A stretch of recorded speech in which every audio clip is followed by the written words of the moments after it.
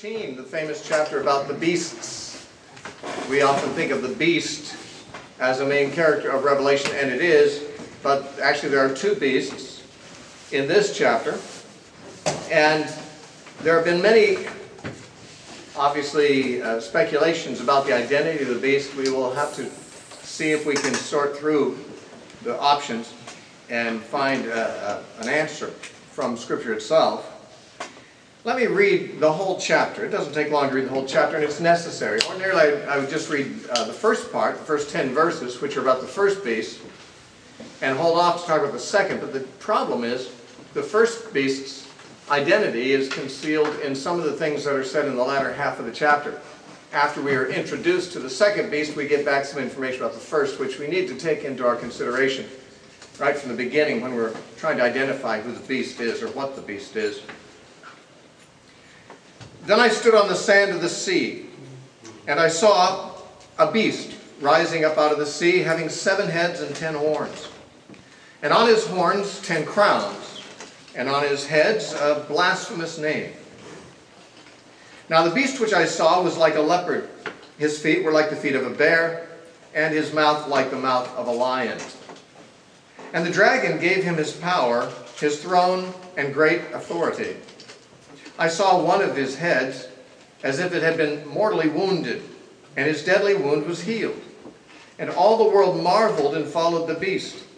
So they worshipped the dragon who gave authority to the beast, and they worshipped the beast, saying, "Who is like the beast, who is able to make war with him?" And he was given a mouth speaking great things and blasphemies, and he was given authority to continue for 42 months.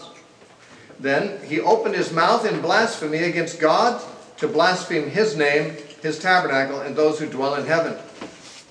And it was granted to him to make war with the saints and to overcome them. And authority was given him over every tribe, tongue, and nation. And all who dwell on the earth will worship him, whose names have not been written in the book of life of the Lamb slain from the foundation of the world. If anyone has an ear, let him hear. He who leads into captivity shall go into captivity. He who kills with the sword must be killed with the sword. Here is the patience and the faith of the saints. Then I saw another beast coming up out of the earth, and he had 2 horns like a lamb and spoke like a dragon. And he exercises all the authority of the first beast in his presence, and causes the earth and those who dwell in it to worship the first beast whose deadly wound was healed. He performs great signs, so that he even makes fire come down from heaven on earth in the sight of men. And he deceives those who dwell on the earth by those signs which he was granted to do in the sight of the beast, telling those who dwell on the earth to make an image of the beast who was wounded by the sword and lived. He was granted power to give breath to the image of the beast, that the image of the beast should both speak and cause as many as would not worship the image of the beast to be killed. And he causes all, both small and great, rich and poor, free and slave, to receive a mark on the right hand or on their foreheads, and that no one may buy or sell except one who has the mark or the name of the beast or the number of his name.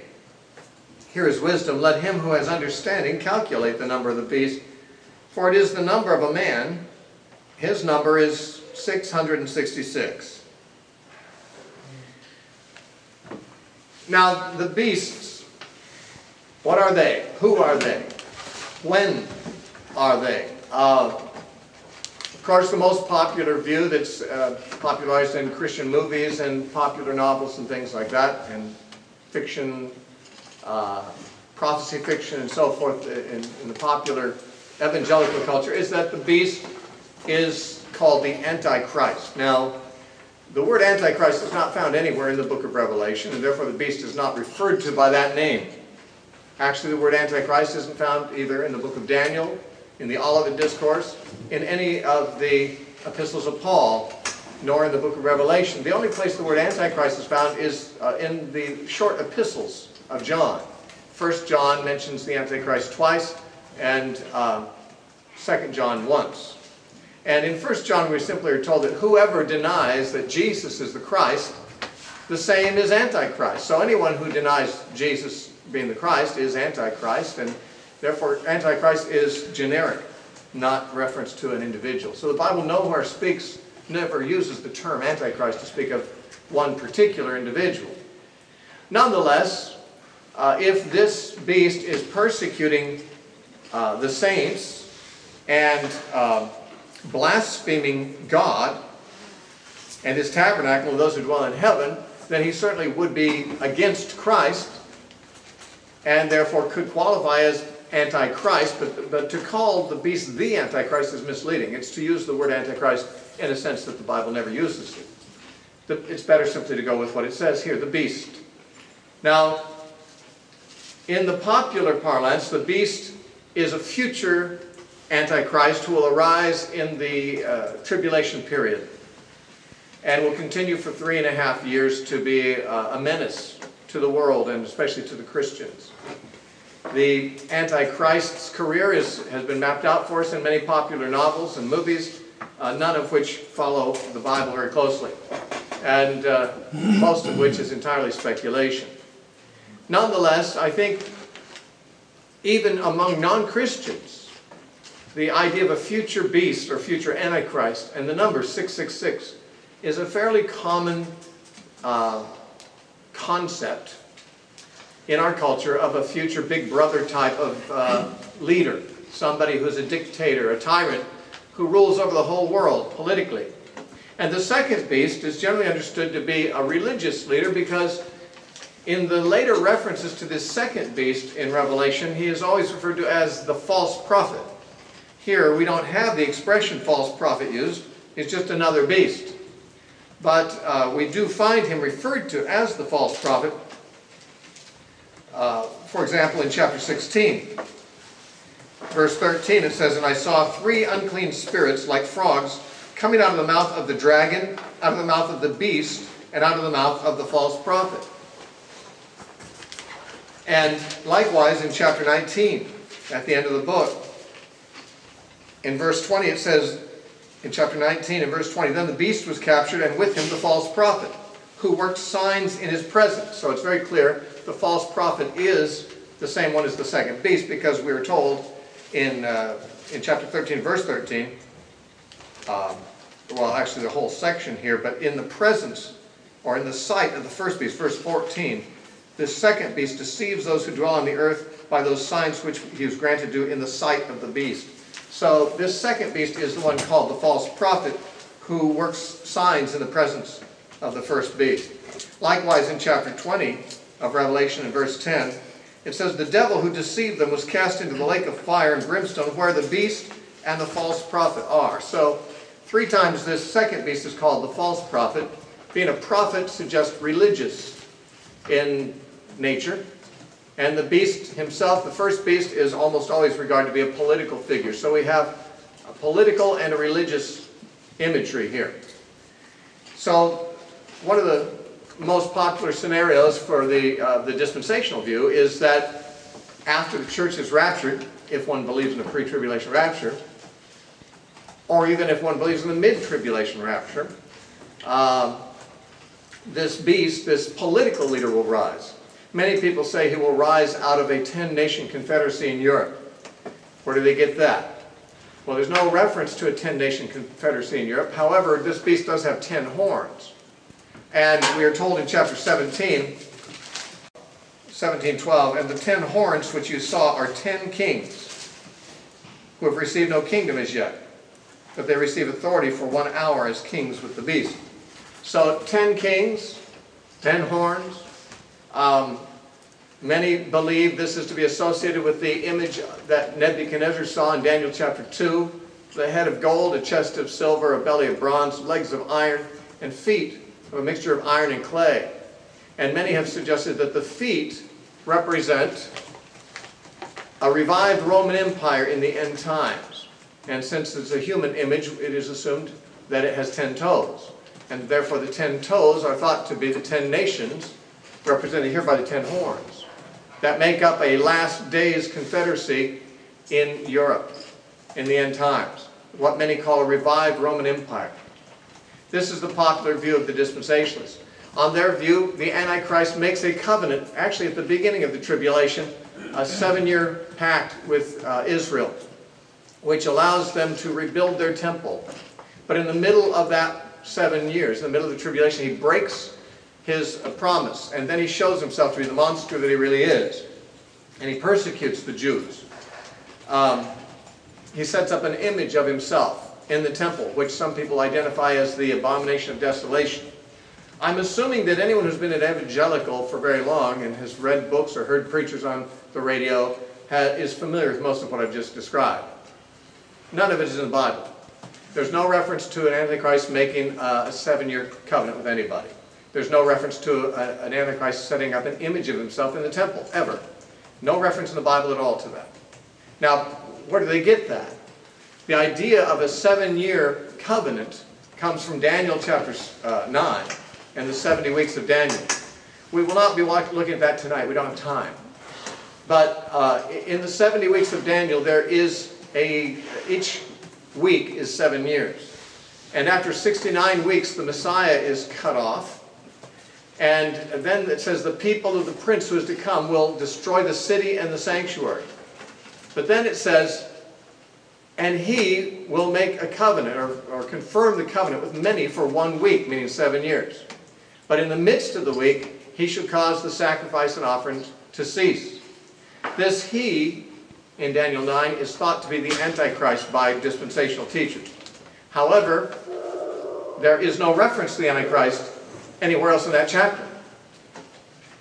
Therefore, it would seem strange for the word he, a pronoun, to refer to somebody who has never been mentioned previously. He usually refers back to an antecedent noun. And the antecedent noun in Daniel 9 is the Messiah. One only has to look and see. There is no reference to an Antichrist in Daniel 9, but there is, prior to this word he, twice in the previous 2 verses, the Messiah is mentioned. Therefore, the most natural understanding is the Messiah makes the covenant with many for 7 years, which would be at the beginning of his ministry. But it says in the midst of the week, that is after 3.5 years, he brings an end to the sacrificial system. That Jesus did, of course, when he died. His death brought an end to the sacrificial system, and therefore in the midst of the week he caused the sacrifice and offerings to cease. That is, as a legitimate means of worshiping God. Now, therefore, there is no reference to an Antichrist in Daniel 9, or the only covenant of 7 years mentioned is the one that the Messiah makes in Daniel 9. And what about this idea of setting up an image of himself in the temple, rebuilt temple?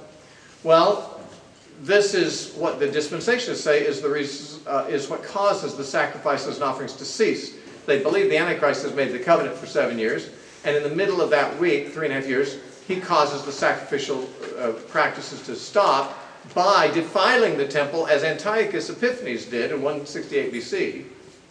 Antiochus Epiphanes, you know, sacrificed a pig in the temple in Jerusalem, defiling it, and that brought an end temporarily to the sacrificial system until the Jews could overthrow Antiochus and rededicate the temple, which is what Hanukkah is all about. But the point is,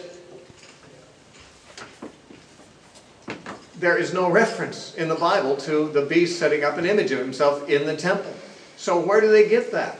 There are 2 verses, 2 places, one in 2 Thessalonians 2 and one in this chapter, that they merge. Although it's not obvious that the 2 chapters are talking about the same person, nor about the same subject. In this chapter we read, the second beast causes an image of the first beast to be made in verse 15. He was granted power to give breath to the image of the first beast, which he made in verse 14. And to require all people to worship the image of the beast. So, okay, we have got an image of the beast, and everybody's supposed to worship him. But there's no reference to a temple. There's no reference to Jerusalem. There's no reference to anything like that. We've got an image.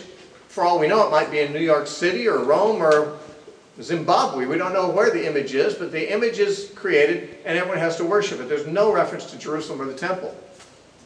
However, if you turn over to 2 Thessalonians, chapter 2, we have Paul's discussion about somebody that he refers to as the son of perdition and the man of lawlessness. Now, dispensationalists identify this character with the Antichrist also. That is, dispensationalists believe that the man of lawlessness that Paul talks about in 2 Thessalonians 2 is also the first beast of Revelation 13. There's no obvious warrant for this identification. Both of them are bad, and I guess that they have in common, and therefore one could say that. But there's really nothing in 2 Thessalonians that ties the man of lawlessness with the beast of Revelation. And in my opinion, they are not identical. But on the assumption that they are, it is said about the man of lawlessness that it says in verse 4, he opposes and exalts himself above all that is called God or that is worshipped, so that he sits as God in the temple of God, showing himself that he is God. It is this verse combined with chapter 13 and verse 14 of Revelation that causes people to say he's going to put an image of himself in the temple. You've got an image, sure, in chapter 13 of Revelation. No temple, though. Here you have a temple, but no image. Here the man of sin sits himself in the temple of God. No image is mentioned. Now, furthermore, this mention of the temple of God need not imply that there is going to be a rebuilt Jewish temple.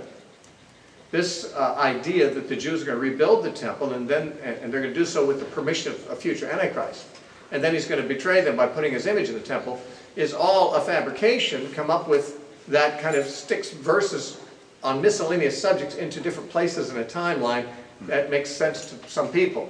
It made sense to me for many years. I taught it myself. That's why I'm able to teach it now, although I don't believe it. But I know it like the back of my hand. I taught it for many years. That's what dispensationalists teach, and I was a dispensationalist for many years.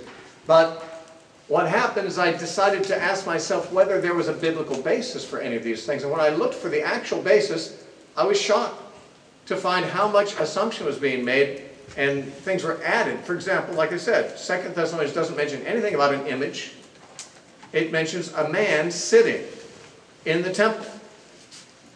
No image is ever mentioned as being in a temple in the New Testament. However, we should understand too that when Paul uses the expression temple of God, he is not referring to a Jewish temple in Jerusalem. Paul uses the expression temple of God in two other places. He does not refer to the temple in Jerusalem when he uses that expression. Paul never referred to the Jewish temple as the temple of God. But he did refer to the temple of God elsewhere. 1 Corinthians, for example, chapter 3.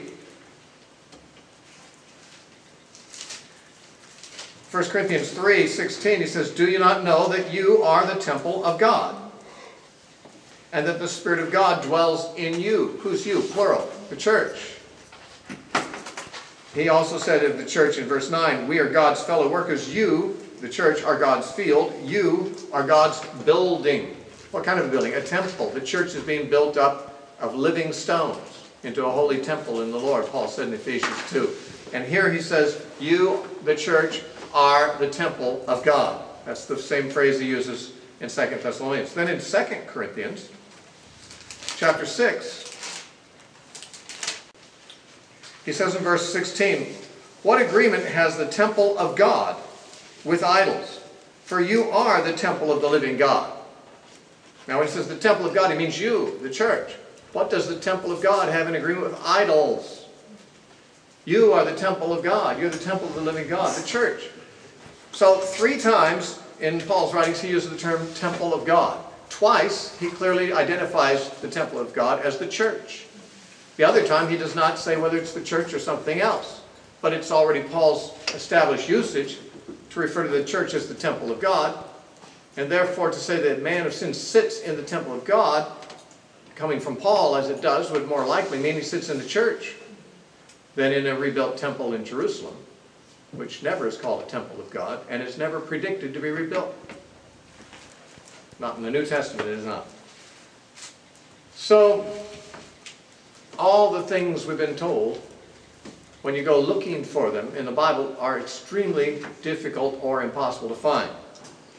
In fact, the very suggestion that this beast is a future entity arising in the end times is extremely hard to justify, especially in view of the fact that John told his readers that he's writing about things that must shortly come to pass. Of course, we did decide, at least I did in my teaching, I've shared with you, that chapters 11, 12, and 13, which contain references to this period of 42 months, or 1,260 days, frequently repeated in those 3 chapters, that refers to things through the entire age of the church. We deduce that partly from the fact that chapter 11 of Revelation, in verse 2, said that the Gentiles will tread Jerusalem underfoot for 42 months. That's the same length of time the beast blasphemes here. Revelation 11:2. But we also cross-reference that with Luke 21:23, where Jesus said, Jerusalem will be trodden underfoot by the Gentiles until the times of the Gentiles are fulfilled. So that the 42 months appears to be shorthand for and symbolic for the times of the Gentiles, however long those may last. My suggestion, we won't go over it again, not the reasons again, we've done that more than once already in this series. I believe the 42 months, so-called 3.5 years, is a symbolic number. And what it refers to, symbolically, is the period from AD 70, when the temple, in fact, was destroyed, until the end of the world, when the 7th trumpet sounds and the kingdoms of this world become the kingdoms of our Lord and of His Christ. That's my thesis, which you are welcome to reject in favor of a better one if you have one. But that is my position, and therefore the beast who blasphemes for 42 months would be some entity that endures the entire period of time that we're calling the church age, or the times of the Gentiles, as Jesus referred to it. This means that I don't agree with preterists on this either. Although, as you know, I'm a partial preterist with reference to Revelation. I believe parts of the book of Revelation are about things that happened in AD 70. In fact, I think the majority of the book is on that subject. But the section in the middle that we're looking at now, I believe, is an exception. And it's looking at the longer view from 70 AD till the end of the world, and looking at features of that. So I don't, like some people do, identify the beast with some character in the 1st century. I sort of do, but not exactly. Now, if that sounds waffly, let me give you what I'm saying here. Let's look at the beast and see who he is, and we can tell you why I take the view I do. Chapter 13 begins, "Then I stood on the sand of the sea." Now that's the King James and the New King James say "I."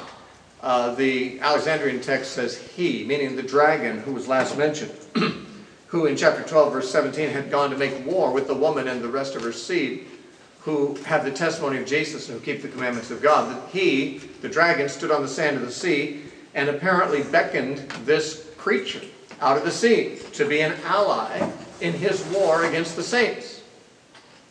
He beckons 2 allies, one from the sea, which is the first beast, the other from the land, which is the second beast, as verse 11 says.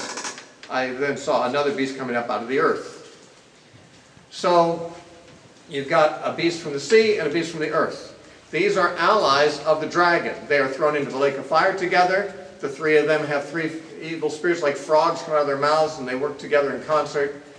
So we have the dragon and his 2 tools that he uses. One of them, the first beast, one the second beast. The first one political, and the second one religious. Well, who are they, or what are they? Now, we have some clues given to us by the fact that the beast that comes out of the sea here has 7 heads and 10 horns. Later, we will be told in chapter 17 that the 7 heads are 7 hills upon which the harlot sits, and that they are also 7 kings, which is confusing because the 7 heads do double duty as symbols of kings and of hills. But then, or mountains, it says 7 mountains, not hills. And then the 10 horns, they're 10 kings. So you got 17 kings altogether here mixed together in this beast. Sounds like it's not just one governmental system, but many. But he goes on to say, in verse 2, "The beast which I saw was like a leopard. His feet were like the feet of a bear. His mouth like the mouth of a lion." Now these 3 beasts, a bear, a leopard, and a lion, and one with 10 horns, are seen as separate beasts in Daniel chapter 7, and they come out of the sea also. like this beast does. If you look at Daniel chapter 7, Daniel 7:1 says, in the first year of Belshazzar, king of Babylon, Daniel had a dream and visions of his head while on his bed. Then he wrote down the dream, telling the main facts. Daniel spoke, saying, I saw in my vision by night, and behold, 4 winds of the heaven were stirring on the great sea. Now it's interesting because back in Revelation 7:1, before the 144,000 were sealed, it says, there was a command given to the 4 angels of the 4 winds to not blow on the sea or on the land or anything else, not to stir things up yet until the 144,000 had been sealed on their foreheads. Now, verse 3, and the 4 great beasts came up out of the sea, each different from the other. The first was like a lion. In verse 5, suddenly another beast, a second, like a bear. In verse 6, after this I looked, and there was another, like a leopard. In verse 7, after this I saw in the night visions, and behold, a 4th beast, dreadful and terrible, exceedingly strong, had huge iron teeth, it was devouring, etc., etc. And at the end of verse 7 it says he had 10 horns. So we have 4 different beasts. One's like a lion, one's like a bear, one's like a leopard, and one has 10 horns. This beast in Revelation has all the features. He's like a leopard, he's got feet like a bear, a mouth like a lion, and he's got 10 horns. And throw into that 7 heads too. This beast is symbolic, as are Daniel's beasts. But for what? Daniel's beasts, as we know, as we read on in the chapter 7 of Daniel, are 4 empires, excuse me, in Daniel 7. 4 successive empires. The first is Babylon. The second is generally believed by evangelical scholars as Media-Persia, which conquered the Babylonian Empire. The third is the Grecian Empire under Alexander the Great, which conquered the Persian Empire. And then the 4th is the Roman Empire. So these 4 beasts are 4 empires, Gentile empires. They come out of the sea. The sea seems to represent the Gentile world. So this beast looks like it's kind of the composite of all of them. And as such, I'm going to suggest that it represents any government, any Gentile nation, any political system which embodies or is an embodiment of the dragon, Satan, and persecutes the church at any time during the 42 months. We remember when we first saw the dragon in chapter 12, we were told that the dragon was fiery red, had 7 heads and 10 horns. This is chapter 12, verse 3. The dragon, who is Satan, has 7 heads and 10 horns in the vision and is red. This beast is also red. We're not told that in chapter 12, but we are told that in chapter 17 and verse 3. The same beast is described. Revelation 17:3.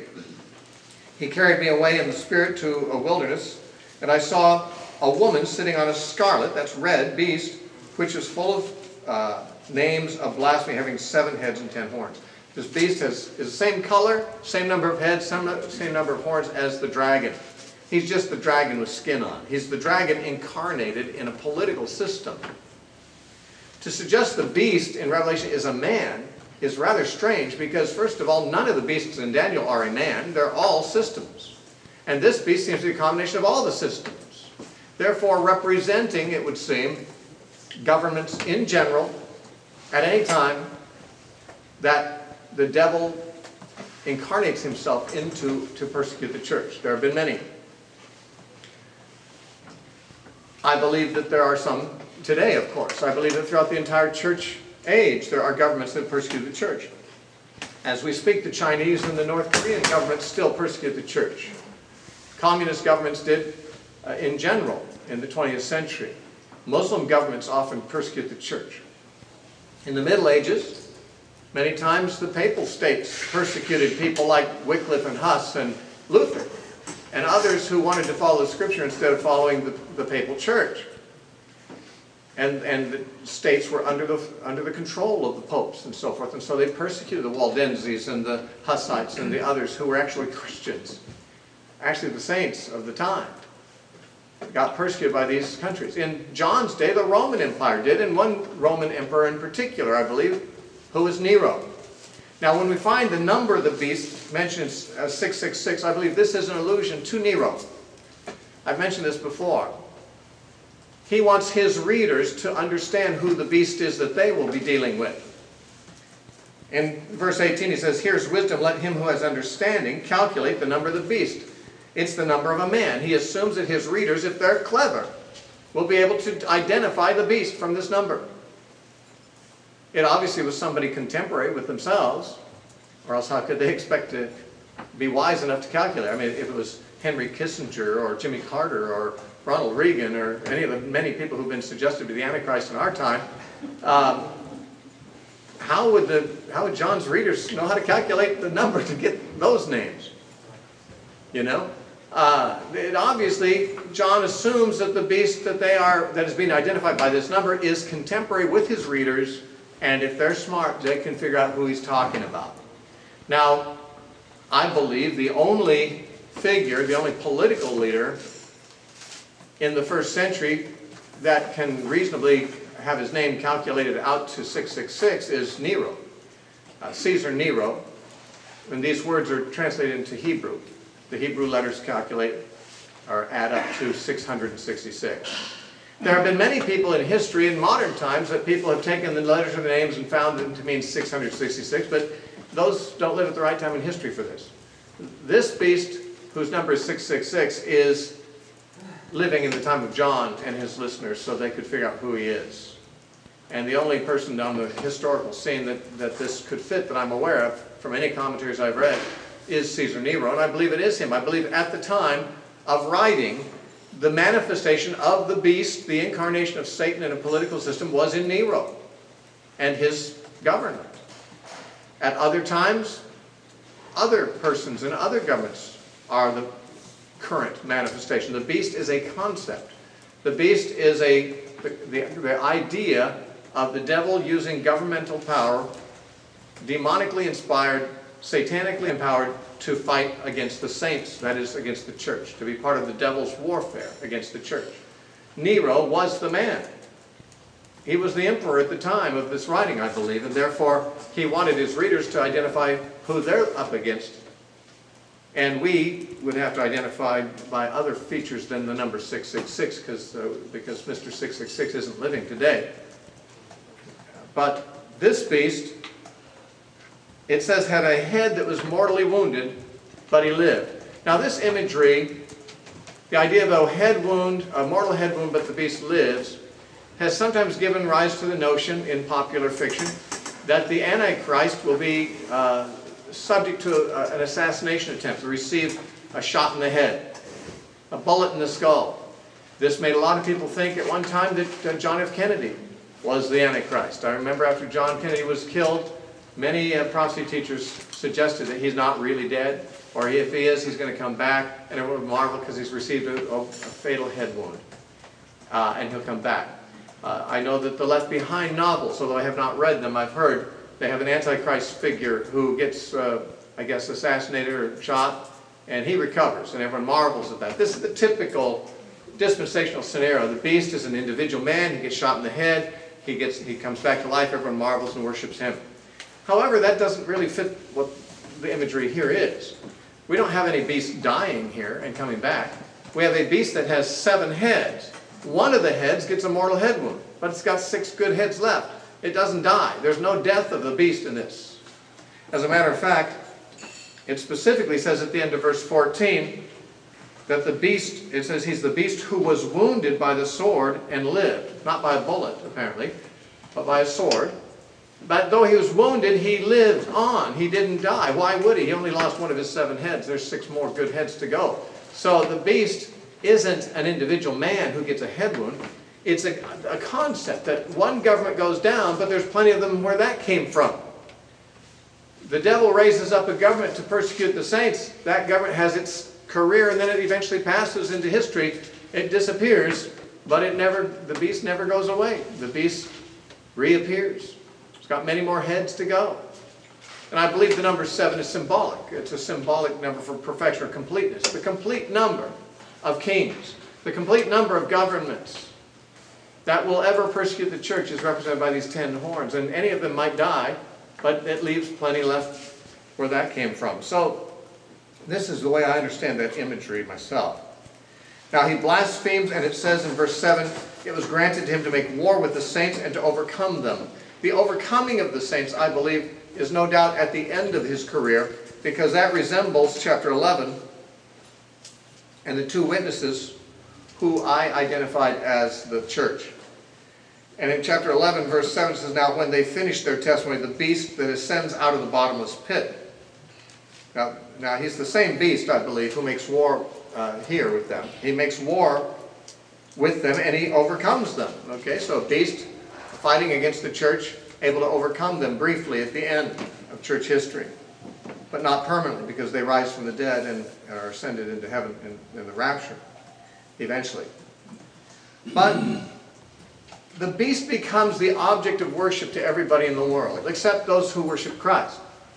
And that's what we read in verse 8. All who dwell on the earth will worship him whose names have not been written in the book of life of the Lamb slain from the foundation of the world.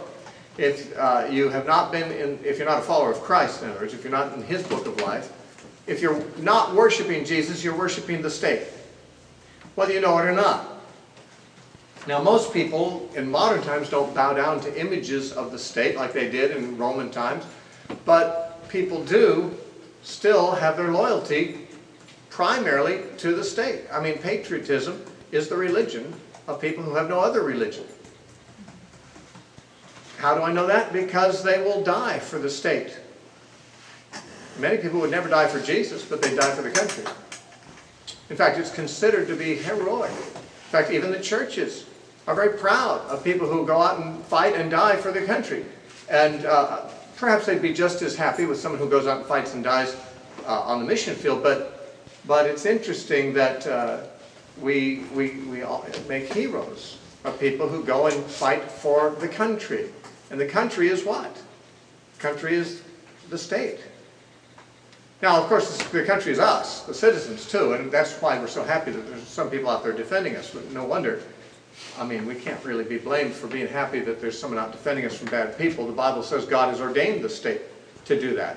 But in Revelation, the state that God has ordained becomes an object of worship and a tool of Satan in competition with Christ.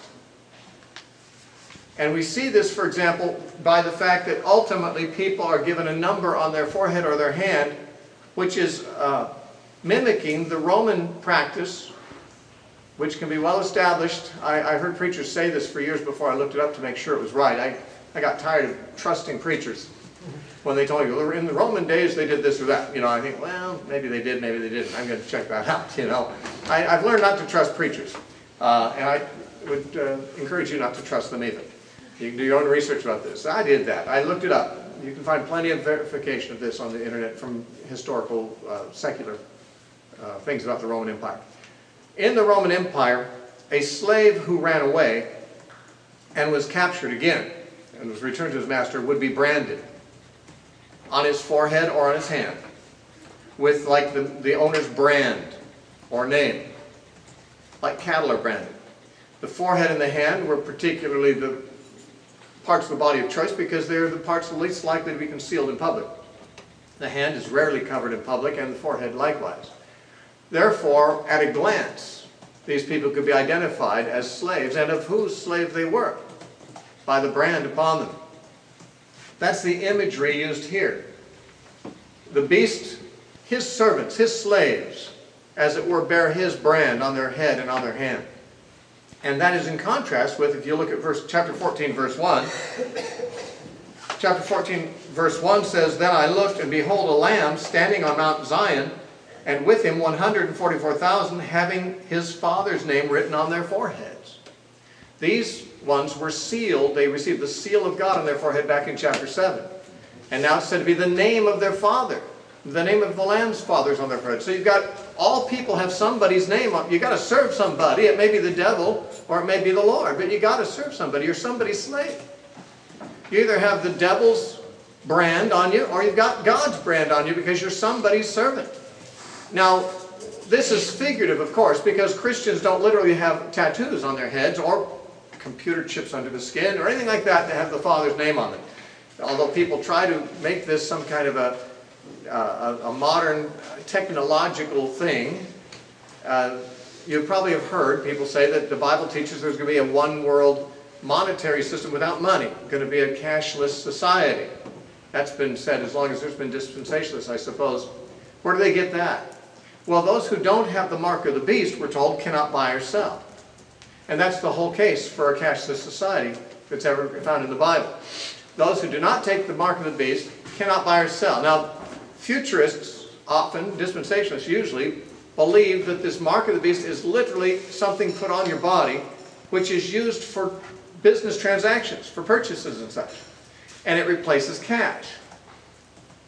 When I was a teenager, the prophecy teacher said it's a laser tattoo.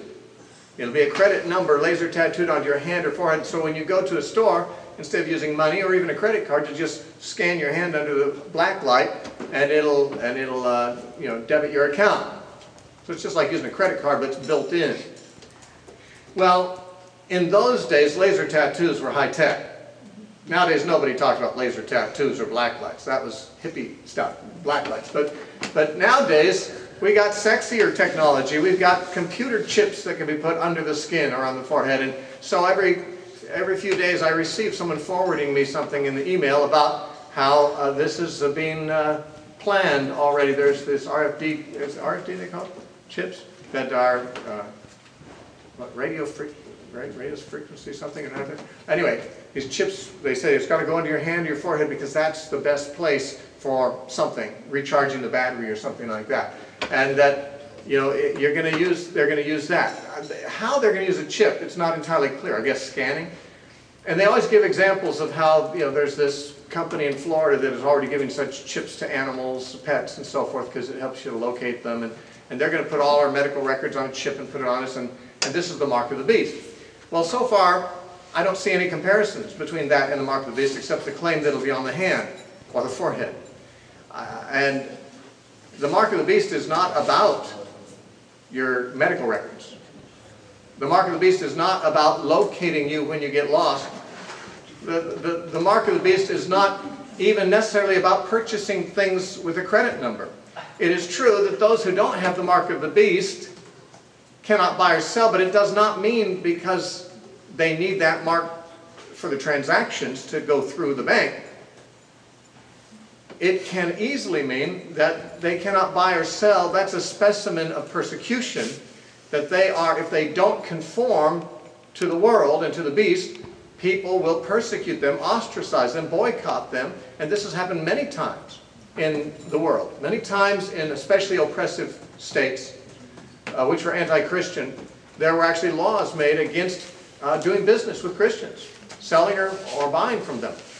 Actually, the popes put out some papal bulls in the Middle Ages against the Waldensians. The Waldensians were evangelical Christians who didn't go along with the popes. And there were actual papal bulls that forbade people to buy or sell anything with them. It's a form of persecution. It's a form of boycott. Now, some might say, but why would that particular thing be mentioned if it's not about, cashlessness? Well, several times people who die for the Lord are referred to in Revelation. They're always referred to as having been beheaded. And yet not all people who die for the Lord are beheaded. A lot of people were beheaded by the Romans, the Christians who were killed by the Romans. Some of them were beheaded, some were fed to lions, some were killed other ways. But they're always the ones beheaded for the gospel. This is simply shorthand for saying martyred. It's like taking one example of how people are martyred and having it stand for all kinds of martyrdom. Anyone who's beheaded for Christ is, has certain things said about them. Well, what about the person who was stabbed or burned or fed to lions? What, he doesn't get the same privilege as someone beheaded? Obviously, that's nonsense. The ones who are beheaded simply stand for people who are martyred. The ones who are persecuted by boycott simply stand for the larger category of general ostracism and boycott and persecution of them as a class because they don't conform to what the rest of the world is agreeing to, namely the mark of the beast. But what is the mark of the beast then?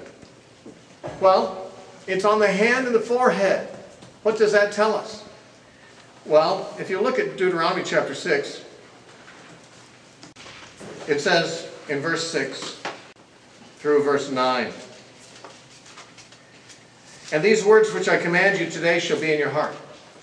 You shall teach them diligently to your children, and shall talk of them, when you sit in your house, when you walk by the way, when you lie down, and when you rise up. You shall bind them as a sign on your hand, and they shall be as frontlets between your eyes. You shall write them on the doorposts of your house and on your gates. Now when it says the law shall be bound to your hands as a sign on your hand, and between your eyes, on your forehead in other words. Jewish people, some Jewish people have taken this quite literally. They've made what they call phylacteries, a little leather box or pouch, and they put little scroll pieces, little scriptures written on paper or parchment, and they put them in these little pouches and they bind them with strings around their head. They have maybe you've seen this in pictures of Israeli Jews. Some of them have the phylacteries like a cylindrical little thing coming out from the front of their head and a strap around it. They're binding the law to their forehead between their eyes. They have scraps of the law there. They do it on their hands too. That's what phylacteries are. But I don't believe that this is what God had in mind. That's rather a wooden literalism. Bind the law to your hands as a sign and between your eyes. I think it's more reasonable to assume that what he's saying is, I want your hands and your full attention to be on my law. I want your hands govern your works. Your hands are your works. Between your eyes where you'll see it's on your thoughts. That your thoughts and your actions, your thoughts and your works will be governed by my laws. And that'll be a sign to people when they see you acting and thinking like me, like God. When you see that my words and my revelation of my law are governing the way you think and the way you act, that will be a sign to people. And I believe that when the beast's mark is on the hand or the forehead, it has a similar meaning. These people think and act like the beast. Christians don't. They think like their father. They have their father's name on their forehead. And just as a brand of a master on a slave's forehead would immediately give away whose slave he was, so the behavior and thoughts of Christians should give away immediately whose servant they are. And likewise, those who serve the beast, their thoughts and their actions differ significantly from those of the believers, and that gives them away too. In other words, when people see how you act and how you think, they should know instantly whose servant you are. If you look at Romans chapter 6, in verse 15, Paul asks this question, then answers it. Romans 6:15, he says, "What then? Shall we sin because we're not under the law but under grace? Certainly not." He says, "Do you not know that to whom you present yourselves slaves to obey, you are that one's slaves, whom you obey, whether of sin to death or of obedience to righteousness?" And he says, you're either obeying sin or you're obeying righteousness. And whoever you're obeying is your master.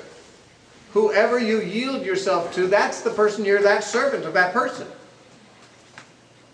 Anyone can tell whose servant you are. What do you mean, can we sin because we're under grace? Are you under grace or are you under sin? Who are you serving? Are your actions sinful? Then you're serving sin. You're not under grace, you're under sin. You're a slave of sin. You can tell by who you're obeying who's your master, he says. And so also in this picturesque way, using imagery which I think the Roman world would understand, perhaps more intuitively than we would, Revelation is saying there are two kinds of people in the world. There are those who are the servants of God. These have God's name on their forehead. And then there are those who are the servants of the system, the satanic system. Their loyalty is to the beast. Now we're later going to find that the woman, who I would identify with Jerusalem, most people do not, but I think the woman who's the harlot is Jerusalem, is riding on the beast. Now you might think, well, the Romans and the Jews, they didn't have a cozy relationship. They hated each other. Well, that may be true. But when it came to choosing between Jesus and the Romans, the Jews of his time said, we have no king but Caesar. Pilate said, what? Shall I crucify your king? This is the king of the Jews. They said, we don't have any king except Caesar. He's our king. Well, they hated Caesar just as much as they hated Jesus, but, well, maybe not quite as much. They'd rather avow Caesar as their king than Jesus. And this is the Jews who hated Caesar. So, I mean, when it comes down to it, you have to serve somebody. You're going to have someone who's going to be your king. Your ultimate loyalty is going to be to one party or another. And it's either Jesus or it's going to be really pretty much the state in all likelihood. And so people, their behavior, their thoughts are like a mark. It's like a giveaway whose servant they are. Like a servant with a mark on his forehead walking through the streets of Rome. At a glance, people could see who his master was. It's like it's advertised all over his face. It's written all over his face and his hands. And so also who your master is written all over your face and your hands. That is, it's written in the way, the thoughts you express and the way you behave. And I believe that this is the contrast that we see at the end of chapter 13 and the beginning of 14. Now, what about that second beast? We'll just quickly talk about the second beast. There is a contrast, of course, between the first beast and the second. And as I said, the second beast is later referred to as the false prophet. Now, a prophet is a religious person, a religious spokesman. There were true prophets, obviously, both in the Old and New Testament, and there are today. But there were also false prophets, the prophets of Baal. There were prophets of all the false gods. And there were people who were falsely prophets of Yahweh. They claimed they spoke in the name of Yahweh, but they weren't really, he hadn't sent them, and they ran without being authorized. They were false prophets. Now, the Old Testament never uses the expression false prophet. It just uses the word prophet.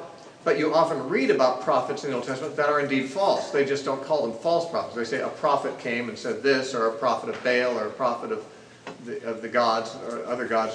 We can tell they're false by the fact that they're lying, or that they represent the wrong God, but they're simply called prophets. And then there's prophets of Yahweh that speak the truth. But they're religious. They're religious leaders. But in the Old Testament, all nations had their national gods. And therefore the kings always had prophets on their staff. Prophets and kings were basically working together. There was a state religion. And to be loyal to the king required being loyal to the king's God as well, the king's religion. That's why Jezebel, when she made Baal worship the official religion of Israel, she went out and killed all the prophets that she could find of Yahweh. It was illegal not to worship Baal. Now, the priests and the prophets of the state religion enforce it. And I believe that just as the first beast represents political power, manifested whenever and wherever it may be, when Satan is energizing it, Satan is using it, inspiring it. Although God ordained governments to do the right thing, governments almost invariably, unless something holds them back, like a conscience, they invariably become agents of Satan and do satanic things. Now, you don't very often find a government with a conscience, so more often than not, God's minister becomes Satan's minister. And eventually begins to persecute Christians and other people who are dissenters to the status quo. But not only is there the state power, which is the sword, there is the state religion. That is, religious loyalty is a factor too. I believe that the second beast represents false religion wedded to the state, which gives the state, as it were, its divine right to rule in the sight of the people. Now, I said that in Romans chapter 12, Paul did say that the state is ordained by God, but that doesn't mean the state has a divine right to do whatever it wants to do. And that's what states usually, commandeer to themselves. Put a man in power, and if there isn't something like a constitution preventing it, he's going to become an absolute autocrat. Why? Because he can. Because he can. He controls the armies. You know, if one of the generals comes up and kills him and takes his place, whoever controls the armies can be the boss. And so the state's power is one of force. But some states actually have the hearts of their people on their side. They don't have to force them with the sword because the people are inclined to worship them. Inclined to think their country is the greatest country. Think of how it was with Hitler's youth and the Third Reich. How many people in Germany thought the German state is God's chosen people. And, you know, to advance the cause of the German race and the German state and the German Führer was worth killing off Jews, gypsies, Christians, whatever gets in the way. Whatever the Führer says is bad, we've got to get rid of those people. And it was like a religious fervor for the Führer. So also most governments, certainly pagan governments, have had state religions, cults of the emperor. Many of the emperors required that people worship them, and they had, you know, the priests of their countries requiring people to worship them. And so this second beast, it has two horns like a lamb, which of course the lamb in Revelation being Christ suggests that this beast mimics or is a counterfeit for Christ or for Christianity. Christ is the one that is followed by those who are the true followers. That's what it says in chapter 14 about the 144,000. In verse 4 it says they follow the Lamb wherever he goes. But this guy looks a little like a lamb too. He's got horns like a lamb, but when he speaks he doesn't sound like a lamb, he sounds like a dragon, sounds like the devil. Reminds me of the Aesop's fable where a donkey found a lion's skin. And somehow he managed to put the lion's skin on top of himself and walk around, and got a lot of respect that donkeys don't usually get, because at first glance everyone thought he was a lion. And all the creatures that used to mock him as a donkey now were giving him a wide berth and deferring to him and treating him like the king. He's feeling pretty good. He's feeling his oats, you might say. He decided to let out a roar of triumph. But as soon as he did, he sounded like a donkey again, and everyone knew that he wasn't a lion. He looked like a lion, but he talked like a donkey, because inside that's what he really was. He had a costume on. Jesus said, beware of false prophets. Why? He says, they have sheep's clothing on, but inwardly they are ravening wolves. This false prophet has sheep's horns on. He's dressed up like a sheep. He's got lamb's horns on him, but inside he's a ravening wolf, or more like a dragon. When he speaks, it makes it clear what's really in there. And you can discern by what they say. You know, Moses gave a test in Deuteronomy 13 how to know a false prophet. And it was interesting because it corresponds so much to this particular false prophet. That is, if people would follow Deuteronomy 13, they would never be deceived by this particular false prophet in Revelation 13. Because Deuteronomy 13 says, if there arises among you a prophet or a dreamer of dreams, and he gives you a sign or a wonder. Now we haven't dwelt on it yet, we will, but this false prophet in Revelation 13 gives signs and wonders.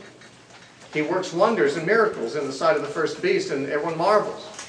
Well, here's a false prophet, or a prophet who gives you a sign or a wonder. Deuteronomy 13 verse 2 says, and that sign or wonder comes to pass. So this is it really works. He gives you a sign and it really happens. Okay, looks like he's the real deal, right? Of which he spoke to you, saying, let us go after other gods, which you have not known, and let us serve them. Oh, he's speaking like a dragon. He calls himself a prophet. He does signs and wonders, such as a real prophet might be able to do, but when he talks, something else comes out. He's saying, let's go worship other gods, not Yahweh. And we're told in verse 3, you shall not listen to the words of that prophet or that dreamer of dreams, for the Lord your God is testing you to know whether you love the Lord your God with all your heart, with all your soul. So false religion often has many things about it that resemble true, real faith, real Christianity, real religion, the real worship of God. Sometimes religions seem to have divine power associated with them. There are miracles worked in Hinduism and in Buddhism and in voodoo and in many other false religions. I say miracles, it could be magic, it could be, you know, it's something supernatural. It's demonic. But the point is, it impresses the people who can't explain the supernatural any other way than it must be God or the gods or something. And they don't realize it could be demons. These beasts are more acting in the power of Satan. And it says of this particular second beast, in Revelation 13:13, he performs great signs so that he even makes fire come down from heaven on the earth in the sight of men. That's what the two witnesses were able to do. So he's mimicking the supernatural power of the church. And then we have this. And he deceives those who dwell on the earth by those signs which he was granted to do in the sight of the beast, telling those who dwell on the earth to make an image to the beast, who was wounded by the sword and lived. And he was granted power to give breath to the image of the beast, that the image of the beast should both speak and cause as many as would not worship the image of the beast to be killed. So one of the signs that he can do is create an image of the beast and give it life, make it seem to have spirit, give a spiritual dimension to the political system, imbue it with a religious, spiritual essence. That being patriotic is the same thing as being spiritual or being, religious in this mindset. Basically, the deification of the state. It says he makes an image of the beast. That means he makes an idol out of the state. Many people have made an idol of the state. They will sacrifice for the state what they would never sacrifice for God or for Christ. They'd sacrifice their children, send them off to war, but they won't send them to the mission field. Making sacrifices for the state you wouldn't make for God suggests that you've made an idol of the state. You put it above God, what is that? But an idol. And then, basically, to enable the state, through the state religion, to enforce worship of the state, as if to give the image life. We've got to remember, Revelation's got a lot of sensational imagery here that has, spiritual meanings behind it. If you take this literally, then you're a dispensationalist and you're welcome too, but I personally don't think that taking any of this literally is what is intended. We've got imagery from Daniel, we've got imagery from other parts of the Bible, from Deuteronomy and so forth, and I think that we're supposed to get an idea, not get a picture and say this is a picture of what's going to happen. It's rather a description of how the state has its religious branch, its false religions that cause and encourage devotion to the state, and they make the state into an idol to be worshipped, and almost like a living thing, a living God to be worshipped, giving life, giving breath, giving spirit to the institution, so that people don't think it's incongruous to put the state in the place of God. And so, at any time, and in any place, Satan may be using false religions and their adherence to states that are anti-Christian to help him in his war against the saints. Remember, at the end of chapter 12, the dragon was furious with the woman and went to make war with her. And when chapter 12 ended, the war was going on. In chapter 13, of course, there's no chapter divisions in the original. It just, we have, as he's warring against the woman, he calls up these confederates, the two beasts. Satan uses state power and false religious power in his warfare against the church. The state power is the power of the sword. The religious beast is the power of deception. And these are the two things that the churches had to face from the very beginning. Persecution of the sword and heresy. Where we saw that earlier too, when the dragon spewed water out of his mouth in chapter 12 and verse 15. Out of the dragon's mouth comes deception, and a flood of deception, heresies. But the church survives it. But some don't. Some individuals don't. The true church survives. The true church remains faithful to Christ. He's still their king. They say, we must obey God rather than men. You see, the early church, as you may know, when ordered to burn incense as an act of worship to the Caesars, would not do so. And that's why they were fed to the lions. That's why they were burned. They would not deify the state, which everybody else was doing. And everyone could see the Christians were different, and that caused them to be ostracized. They were not, admired for being different. They were feared, held in suspicion. When there were natural disasters, the Roman authorities said it was the Christians that caused it because they had angered the gods by not worshiping the gods. When Rome was burned, almost certainly by Nero himself, he said the Christians did it. The Christians became the brunt and the scapegoat for just about everything that went wrong, and therefore were persecuted, and that has continued to be the case. We have lived in a very unusual time in the past 200 years where a nation was established on, on the idea of religious liberty, where, first of all, Christians could not, or were not supposed to be able to be persecuted for their faith.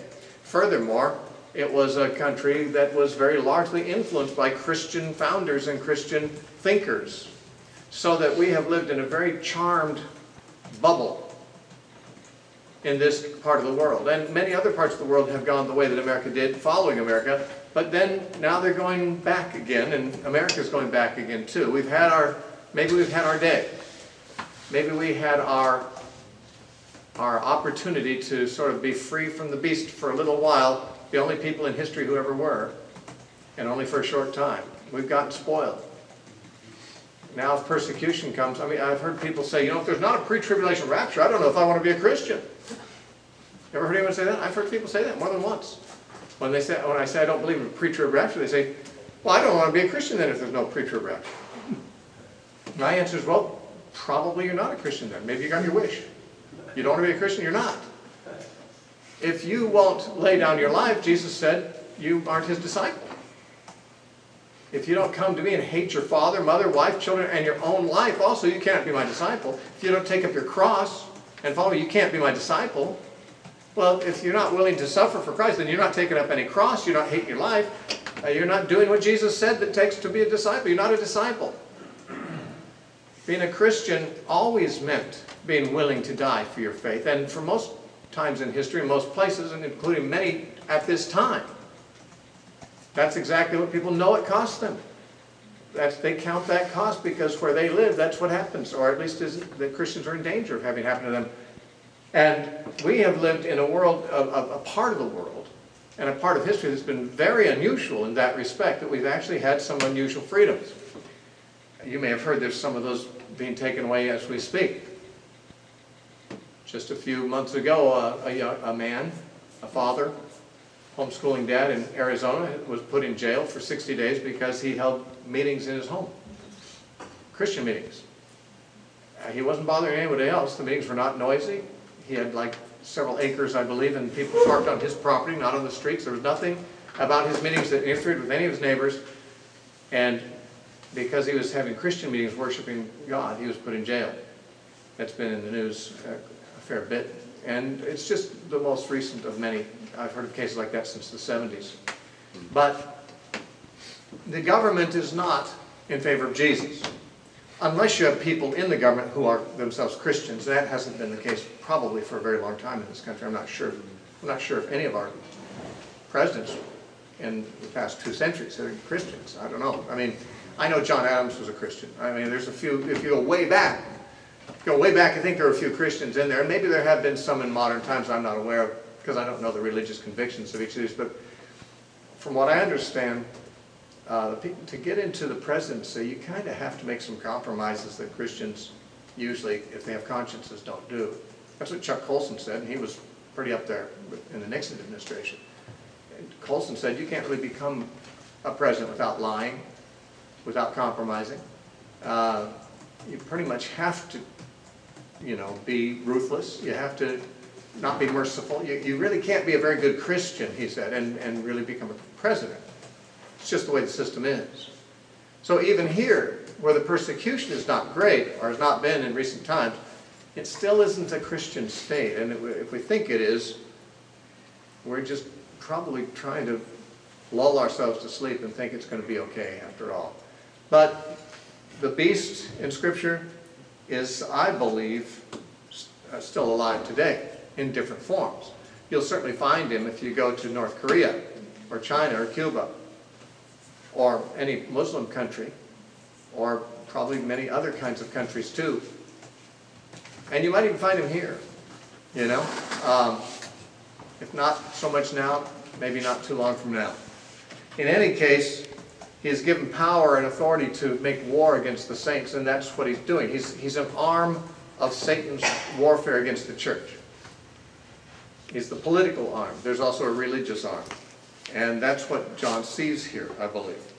And this then brings us to the end of the portion of Revelation that I would call the little book, which was introduced to us in chapter 10. We will read no more in Revelation about this 3.5 years. It was first mentioned in chapter 11. It continued to be mentioned through chapters 12 and 13. And now that season is apparently done. And when we turn back to chapter 14, in my opinion, we're looking back now at the main theme of the book. We've jumped outside the parenthesis in the middle, back into the main subject matter, which has to do with the judgment of God on apostate Jerusalem in AD 70. And I will, of course, defend that thesis as we come to the proper places next time.